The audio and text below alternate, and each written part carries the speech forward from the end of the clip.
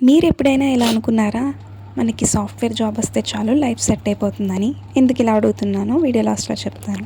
By the way welcome back to day 7 of hostel breakfast series. ఈరోజు మా హాస్టల్‌లో అయితే ఉప్మా పెట్టారు. అది తినడం ఇష్టం లేక నేనైతే ఇడ్లీ తెచ్చుకున్నాను. అండ్ వాడిచ్చిన చట్నీ నచ్చక ఇలా పంచదారతో అయితే తింటున్నాను. సరే పంచదారతో తిన్నాను, చాలా బాగుంది. అండ్ ఈరోజైతే నేను ఆఫీస్‌కి కొంచెం లేట్‌గా వెళ్ళాను. ఈవినింగ్ వెళ్ళాననమాట. 6 ఆ టైంకి. అండ్ ఈ ప్లేస్ చూపించిన వెంటనే మీలో చాలామందికి అర్థమైపోతుంది నేను ఎక్కడ ఉన్నాను అని చెప్పి.